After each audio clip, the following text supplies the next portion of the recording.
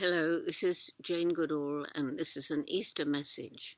It's non-denominational. It doesn't matter if you're Christian or Muslim or Buddhist or Jain or agnostic or atheist. It's a message because to me, Easter symbolizes resurrection. Easter symbolizes the fact that after World War II, and I remember World War II, the fear, the bombs dropping, people dying. I remember that vividly, and the lack of things in the shops and rationing. But from the rubble and ashes of World War II in Europe, throughout Europe, cities have sprung up again, and people have come together again in communities after the destruction of the Twin Towers. I was in New York at the time, and the city went dead, just as cities are dead now with the pandemic that's sweeping through the world. But New York came to life again. New York once again became a vibrant city of beauty. And after the terrible fires that we've just witnessed around the world, from the charred ground, new life springs.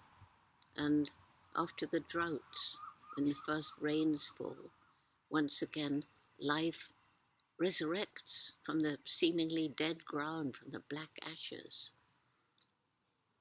and from the burnt grass. And we shall get through this pandemic. One of the reasons for hope is how communities have come together, how people are giving as much food or money as they can to the people fighting on the front line, taking food to those working as nurses and doctors. Little Great Tit joining me, if you heard him.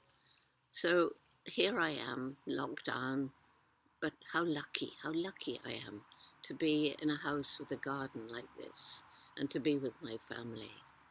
It's a message to all those of you who are locked down, who are lonely, who are frightened.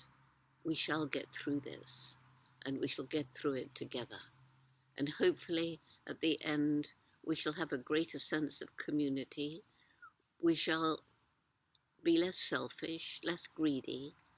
We shall realize we can live without certain things which now are taken for granted. And we shall hopefully understand that we brought this upon ourselves by our disrespect of nature and the other animals with whom we share the planet. We depend on the natural world, and you can't just save a forest, meaning the trees, or a wetland with just the marsh and the water. It's the living creatures, the web of life, biodiversity, that make this system so vital and healthy. So we have to respect nature, realizing we are part of and depend upon the natural world. So I say Happy Easter, meaning that this is a time of hope. This is a time when new life starts. And we think of lambs gambling in the fields and rabbits and little chickens, part of the web of life. Let's respect it all. And Happy Easter.